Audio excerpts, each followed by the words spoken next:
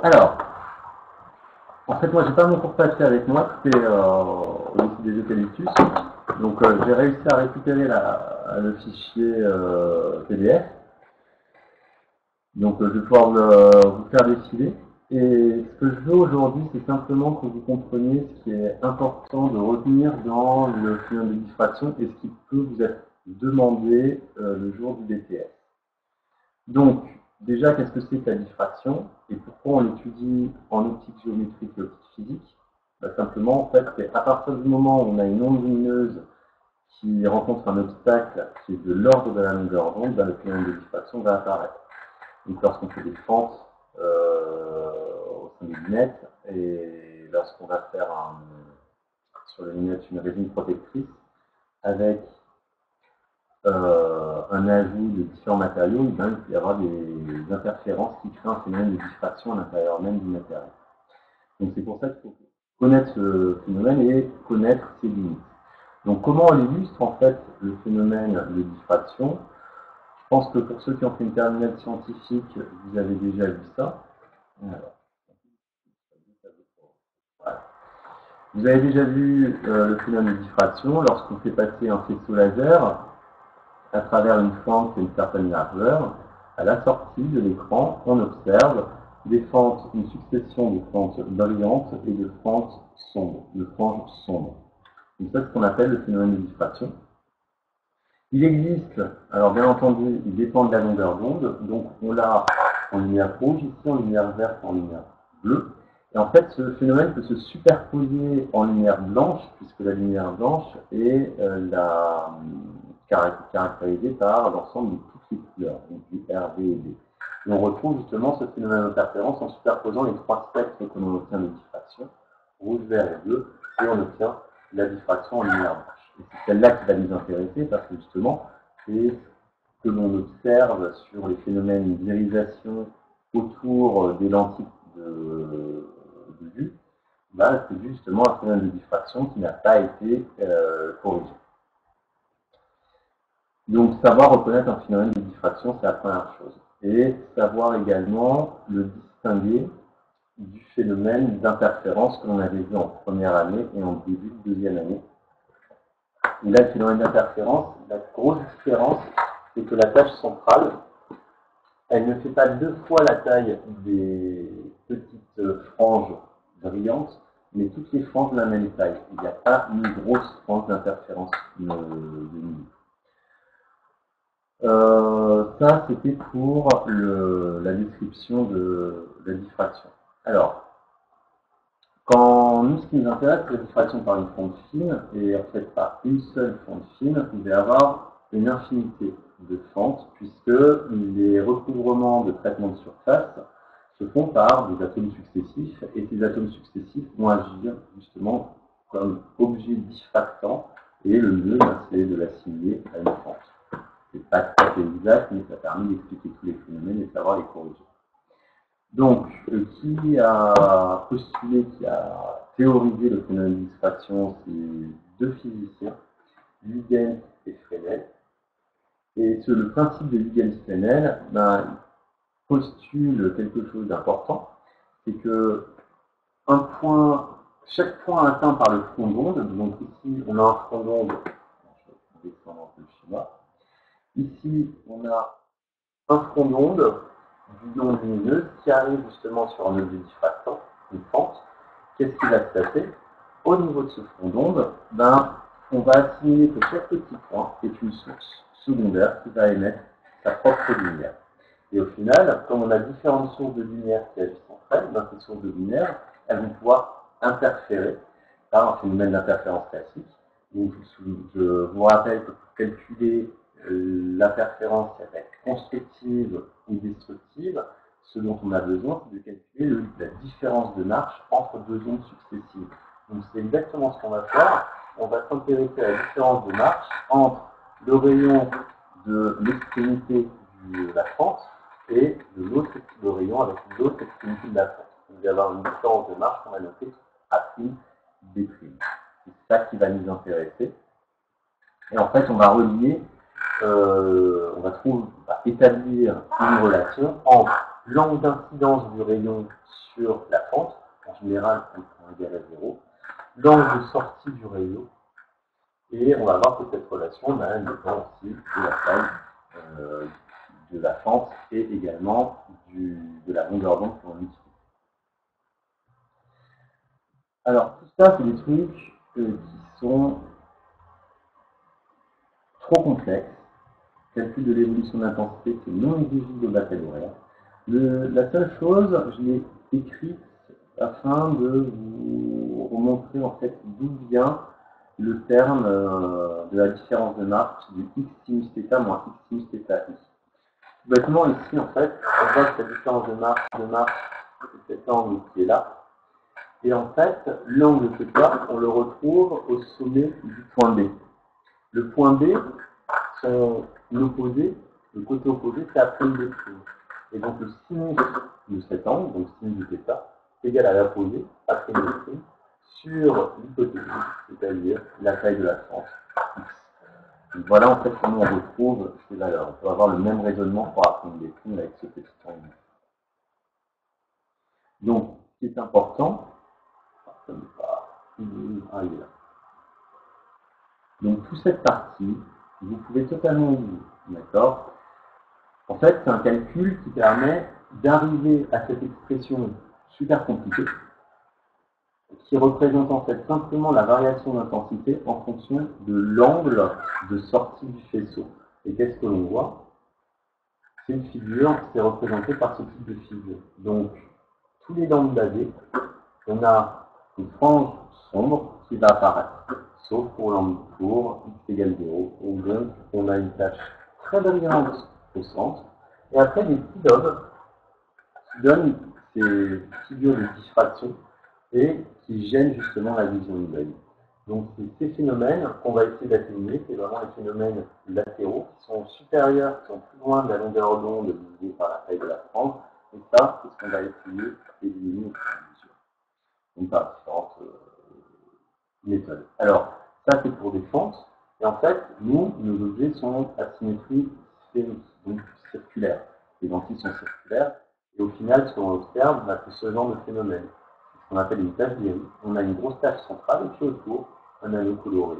Un autre anneau coloré est beaucoup moins intense. Donc en représentation 3D, voilà ce qu'on observe. C'est plutôt ça qui va être utilisé, qui va nous poser problème dans les lentilles que l'on fabrique, ça va être des problèmes de diffraction, de taches d'iris. Donc, ce qu'il faut le connaître, c'est que le sinus de l'angle de la tache d'iris, donc qui délimite la grande tache, est égal à 1,22 fois la longueur d'onde divisée par la taille de l'objet diffractant, le diamètre de votre objet diffractant. Donc, cette formule, première formule à connaître sur le chapitre 19, important. Et ensuite, la deuxième formule, ça va être justement qu'est-ce qui se passe pour des réseaux. Alors, qu'est-ce que c'est qu'un réseau? C'est un objet diffractant, mais donc c'est pas qu'une seule fente, c'est une infinité de fentes. Et on va décider du nombre de fentes que l'on a. L'espacement entre chaque fente, c'est ce qu'on appelle le pas du réseau. Donc ici, on a une schématisation de notre réseau. On a des fentes qui sont espacées de A à chaque fois, et on en a un certain nombre.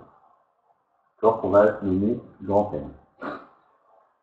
Ce qu'on va faire ensuite, on va collimater l'image sur une lentille, et ce que l'on observe, lorsqu'on envoie un faisceau à une longueur d'onde, eh ben, on voit des points séparés à des distances équidistantes l'une de l'autre. Ça, c'est pour une longueur d'onde rouge, et on se constate que pour une longueur d'onde verte, par contre, les points dans le même système sont plus rapprochés. En fait, qu'est-ce que ça permet de comprendre? Ça permet de voir que si on a un système qui contient plusieurs longueurs d'onde, ce système de réseau va permettre de disperser toutes les longueurs d'onde. Le rouge va être étalé sur de grandes distances, le vert sur de petites distances, et donc le bleu encore sur de petites distances.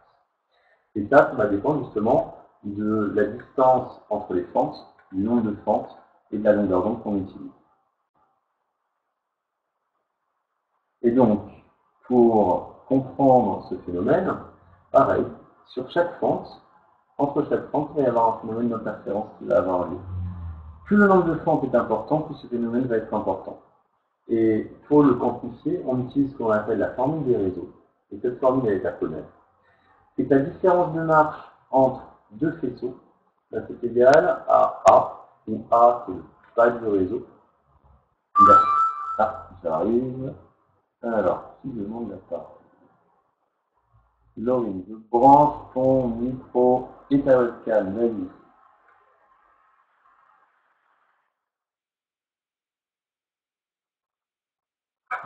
Marie n'a pas eu votre mail, ne peut donc pas se connecter. Vous m'entendez? Là, je t'entends, vas-y. Il y a Marie qui n'arrive pas à se connecter parce qu'elle n'a pas reçu votre mail. Alors, attends, je vais regarder.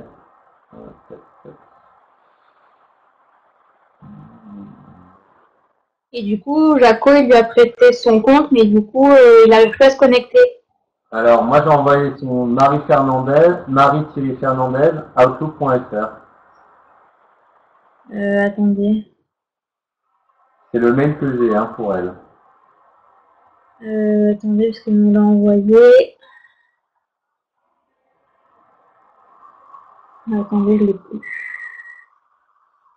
Attendez, je vous dis ça de suite. Marie.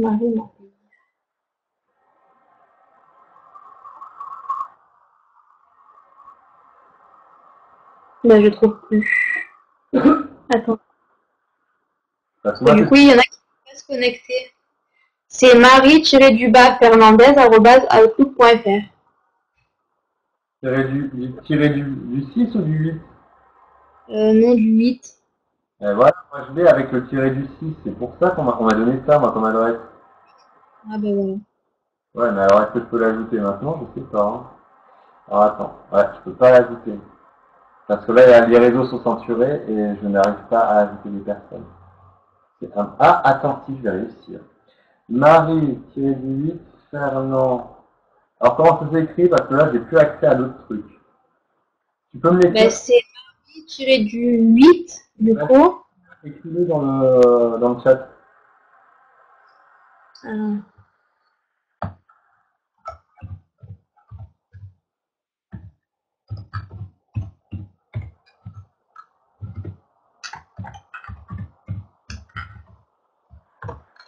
On va regarder juste que j'ai pas fait d'erreur.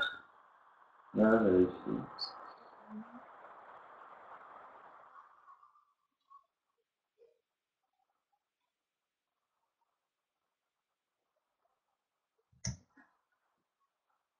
Ah mais du coup vous le voyez. Ah si, c'est bon. Marie-Fernandez, outlook.fr. On va vérifier. Et donc, elle ne reçoit pas mes mails aussi dans le groupe. C'est ça. Ça faudra changer. Ajouter, enregistrer. Ouais, là, ça marche parce que les gens sont en train de manger, je pense.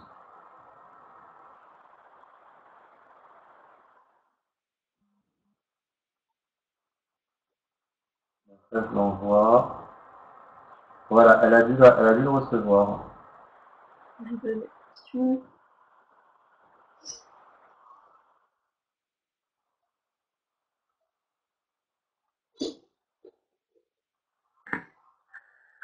D'accord, c'est pour aussi bien ajouter.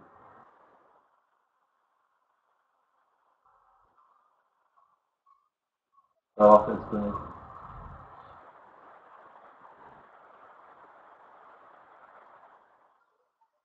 C'est bon, je déconnecte ton micro, Laurie. Ok. Alors, je reprends là-dessus. Donc, sur cette formule des réseaux, alors je ne sais pas si j'avais encadré. Ouais, je l'encadrerai après. Donc, on ne va pas la retenir sous cette forme, que la différence de marche est égale à A sinus θ moins A sinus, moins sinus θ i.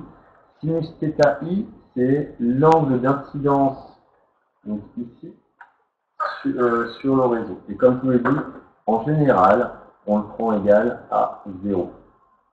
Et θ, c'est l'angle de diffraction par le réseau. Donc celui-là, il va dépendre de la longueur d'onde. Alors, nous, ce qui nous intéresse, c'est justement de dire qu'on a des interférences constructives et des interférences destructives. Est-ce J'espère que vous vous souvenez quel est le cas des interférences constructives pour la différence de marche et quel est le cas pour les interférences destructives. Donc, on a des interférences constructives lorsque la différence de marche est un multiple entier de la longueur d'onde, et on a des interférences destructives lorsque ce sont des multiples demi-entiers. Donc là, on va regarder justement pour les interférences constructives, c'est-à-dire que la différence de marche est égale à k fois lambda, un nombre entier de longueur d'onde. Et donc, si on remplace dans la formule des réseaux qu'on avait tout à l'heure, on a la différence entre les sinus des angles d'émergence et d'incidence, qui va être un nombre entier de fois la longueur d'onde divisée par le pas du réseau. Ça, c'est the formule à retenir. Et en général, pour votre BTS, cette valeur la traduit, donc vous aurez juste sinus θ est égal à k lambda sur A.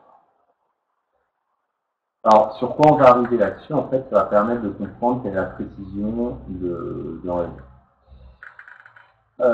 Ensuite, ça, c'est du plus. J'ai pas vu de sujet qui utilisait justement une coordination avec une entière à la suite d'un réseau. Ça peut arriver, donc c'est pour ça que je vous le donne. En fait, c'est pour trouver l'interfrange, la distance entre deux points successifs à l'intérieur, à la sortie de votre réseau. Donc pour ça, en fait, donc là c'est une lentille collimatrice, puisque les rayons, en fait, ici, proviennent tous de l'infini, sont tous parallèles entre eux. D'accord, à cet endroit, les rayons sont parallèles, donc forcément, ils vont tous se focaliser dans le plan focal de votre lentille. Maintenant, ils vont pas être au point focal, mais dans le plan focal. Et nous, ce qui nous intéresse, c'est de mesurer quelle est cette distance par rapport au point focal, XK, où il va y avoir une interférence constructive. Et la deuxième est l'interférence constructive suivante, c'est-à-dire ce qu'on appelle l'interfrange qui existe entre les deux. Donc l'interfrange, ça va être la position XK plus 1 d'une frange lumineuse, moins la position de la frange lumineuse qui lui précède, donc XK. Et donc quand on fait ça, en voyant le fait que ici on a un angle θ d'orientation des faisceaux, que tangente de θ c'est l'opposé, donc là où se situe la frange, divisé par f', on peut simplement dire que θ, grâce à la formule des réseaux, c'est k sur lambda, k fois lambda sur a, plus θi, en étant dans l'approximation de Gauss. Je vous rappelle que l'approximation de Gauss vous permet simplement de dire que les sinus des angles sont égaux aux angles eux-mêmes. Et donc à partir de là, vous avez θ moins θi, c'est k sur lambda a, et donc le θ, c'est k sur lambda a plus θi. Au final, comme θi reste toujours le même, quand vous faites la différence de xk plus 1 et xk, vous allez simplement avoir ce terme qui va être lambda f' sur a. Ça, c'est pas à connaître par cœur, mais vous devez être capable de le redémontrer. Ça, c'est vraiment la formule des réseaux est impérativement à connaître par cœur. Ça, soit vous connaissez, soit vous demandez, vous savez retrouver. Alors, là, on a des réseaux qui étaient en transmission, c'est-à-dire on a vraiment une lumière qui traverse les réseaux. Maintenant, il y a des réseaux qui sont des réseaux en réflexion, où là, on va mettre les surfaces réfléchissantes. La formule sera exactement la même, sauf qu'on va changer la différence avec un plus sinus θi. Et en général, comme θi est toujours égal à 0, la formule des réseaux ne change pas qu'on soit en réflexion ou en transmission. Le minimum de déviation, tout ça, on l'a. C'est pas du tout au programme, ce n'est plus au programme militaire, ça l'était avant, et tout ça, ça a géré fort heureusement pour vous, parce que c'est quand même quelque chose de vachement intéressant, de difficile mathématiquement, et qui apporte rien.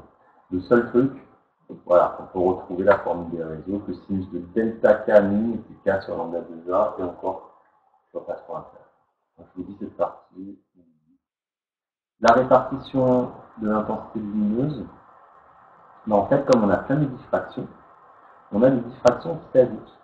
Donc on retrouve le terme de diffraction pour une fente. Alors, il y a une petite erreur sur le truc.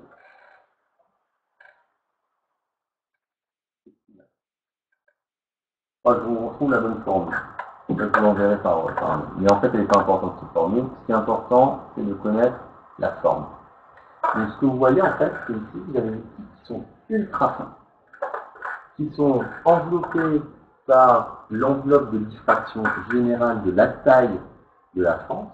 Et en fait, ensuite, on a des pics à l'intérieur. Et le nombre de pics va dépendre de l'espace que vous avez entre chaque fente. Donc, ici, on a une enveloppe générale. Et ici, on a des pics qui sont à l'intérieur de cette enveloppe générale. Donc, c'est la diffraction à l'intérieur de la diffraction. Et ce qui va être important de comprendre, c'est simplement que ces pics, c'est ce qu'on appelle des ordres du réseau. On va avoir un pic central d'ordre 0, un pic juste après qui va être d'ordre 1, d'ordre 2, d'ordre 3, d'ordre 4. Le but étant de minimiser le niveau d'ordre. Alors, à quoi est égal à chaque fois la position d'un pic? À lambda sur A. On a lambda sur A, 2 lambda sur A, 3 lambda sur A. Et la largeur d'un pic, enfin le rayon, c'est lambda sur N1. Pareil, tout ça, je vous redonnerai au fur et à mesure. Ça donne la formule de rayon. Donc, pour une raie donnée, le sinus de l'angle de l'arrêt est égal à lambda, la longueur d'onde que vous utilisez, divisé par le nombre de fentes que vous illuminez, en général on tout le spectre, tout le réseau, multiplié par A, la distance entre deux fentes du réseau. Alors pour trouver ce A, c'est pas tellement compliqué. En général, on vous dit qu'on a 1000 fentes sur 1 mm. Ça veut dire que A, c'est quelle est la distance entre deux fentes. Donc si vous avez sur 1 mm, vous avez 1000 fentes, pardon, 1000 fentes par millimètre. Donc si sur 1 mm, vous avez 1000 fentes, pour trouver la distance qui sépare deux fentes, en fait 1 sur 1000, et vous aurez la distance qui sépare deux fentes. Donc en fait, pour avoir A, c'est 1 divisé par le nombre de fentes que vous avez en 1 mm. Pareil, on va faire des exos là-dessus. Et on arrive justement au pouvoir de résolution. Alors ce pouvoir de résolution, il vient du fait que quand on est en lumière blanche, on peut avoir deux pics à des longueurs d'onde différentes. Par exemple, du rouge et du vert. Et le but, c'est que les systèmes optiques que vous utilisez ne puissent pas discerner ces deux pics. Par exemple, qu'est-ce qui se passerait sur notre œil si nos cônes et nos bâtonnets sur le fond de la rétine étaient disposés, espacés de telle façon à ce qu'un cône soit plus petit qu'à la largeur d'un de ces pics. Au final, on verrait ce phénomène de diffraction pour toutes les longueurs d'onde. Et donc, on verrait tout le monde entier, tous les objets, de façon illisible. Et heureusement, c'est pas ce qui se passe. Nos cônes et nos bâtonnets arrivent à recouvrir, en fait, ces deux phénomènes. Et donc, ils font l'addition de ces deux couleurs, et donc donnent la couleur réelle de l'objet. Ce qui est important, donc, c'est de pouvoir ne pas discerner ce phénomène de résolution, de diffraction à l'intérieur du réseau. Et pour ça, en fait, on va parler de pouvoir de réseau à l'ordre K, qui va simplement être égal à l'ordre qu'on considère, c'est-à-dire quel est le point de diffraction que l'on regarde, fois N, le nombre de raies qui est contenu dans notre réseau. Ça, pareil, on ne va pas trop en parler. On peut vous le donner, tout ce qu'il y a avant, c'est inutile. Mais simplement comprendre qu'est-ce que c'est que le pouvoir de résolution. Un pouvoir de résolution, c'est simplement est-ce qu'on est capable de distinguer deux raies qui ont des longueurs d'onde différentes. Ça va dépendre justement de est-ce que ces deux pics vont être captés par notre capteur, notre rétine par exemple. Et on appelle le pouvoir séparateur, ça va être le critère de Rayleigh. Et c'est ça qui va être important. Si par exemple, il y avait une tâche qui est fournie par un rayon, ou une autre tâche sur le même réseau, là c'est sûr, à une certaine distance, vous voyez la différence. Maintenant, plus on s'éloigne, plus on a l'impression que ces tâches, elles se rapprochent. Jusqu'au moment où on n'arrive plus à discerner le fait qu'il y a deux tâches différentes. Donc ça, c'est ce qu'on appelle le critère de Rayleigh, qui va être votre critère de votre limite de résolution. On va parler de pouvoir séparateur de l'œil. L'œil a un certain pouvoir séparateur. Vous regardez la télé, vous ne voyez pas que la télé qui fait bouger. Par contre, si vous vous rapprochez de l'écran, vous commencez à observer ces pixels. C'est dû à quoi? C'est dû à ce phénomène, à votre pouvoir de résolution humaine. Si vous êtes trop proche, là, vous allez pouvoir différencier deux pixels. Et le but, c'est justement de ne pas différencier les pixels, de façon à avoir la sensation de couleur et de fluidité du image. Alors ça se caractérise avec ce qu'on appelle le pouvoir séparateur. Donc le pouvoir séparateur, on l'avait déjà montré pour un objectif. Ça c'était pour le microscope, 1,22 fois lambda divisé par 2 fois l'ouverture numérique. On va voir la même chose pour les. Donc pour le microscope, tout ça on l'avait vu, je repasse, c'est pas très important, on peut le redémontrer. Donc moi ce que je veux c'est simplement en fait que vous connaissiez la formule du microscope 1,22 lambda sur 2 et encore je vous la donne. Donc il n'y a pas grand chose. Donc vous voyez dans ce cours, on ne devait pas regarder beaucoup de choses. Là, si dans l'ancien BTS, tout ce que je demandais, en fait, les exigences. Maintenant, il y en a beaucoup moins. Donc, décrire à partir d'un schéma de diffraction, ça, vous le gardez. C'est important. Interpréter la diode de la courbe représentant l'évolution d'intensité diffractante. Oui, ça reste important. La diode de la courbe qui représente l'évolution d'intensité, oui, c'est la tâche DI. L'expression du rayon angulaire de la tâche DI, ça, en général, on prend plus. La formule des réseaux, important. Et tout le reste. Ouais. Le plus important pour moi pour votre BTS, ça va être la formule générale des réseaux. Donc, ce que l'on va faire par la suite, je ne sais pas si on va vraiment faire les vidéos. C'est des vidéos super compliquées pour certains et ils ne servent pas à grand chose parce que ça ne va pas être exactement le BTS. Mais ce que l'on va faire maintenant jusqu'à la fin de l'année, on va faire tous les BTS blancs, on va refaire tous les anciens sujets. Donc là, je vous ai envoyé par mail, il faut que je change le mail de Marie, pour aussi qu'elle reçoive le BTS, le sujet de l'an dernier. Et ce que j'aimerais, c'est vraiment que vous bossiez sur le sujet de l'an dernier, afin de pouvoir vous préparer. Donc là, on va faire tous les sujets au fur et à mesure. Voilà, et donc la prochaine fois, le but, c'est que vous me posez des questions et que je puisse vous répondre. Je ferai la correction au tableau directement. Et en faisant cette correction au tableau, on va voir comment on fonctionne, si vous avez des questions. Le but étant de savoir quand est-ce que vous voulez qu'on fasse ça. Est-ce que vous voulez qu'on fasse ça dans la semaine, par exemple mercredi, jeudi, ou alors on attend la semaine prochaine. C'est vous qui me dites.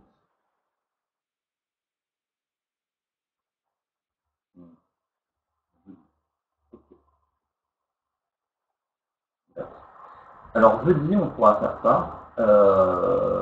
Le truc, l'heure que vous préférez, sachant que, je vous explique, il y a des problèmes de connexion.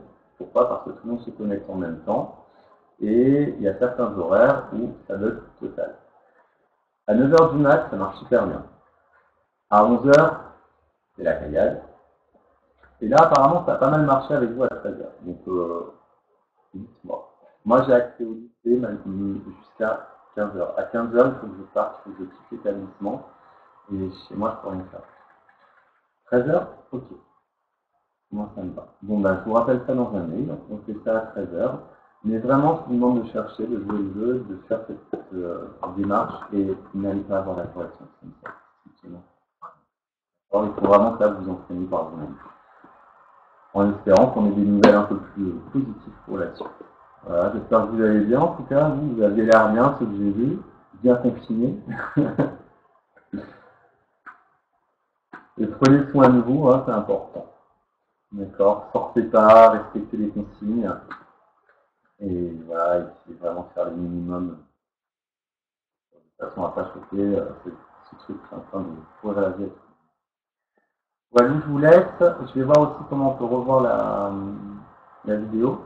Je vais corriger les mails pour Marie. Donc c'est marie.fernandez.fr. Ok, j'arrête la vidéo.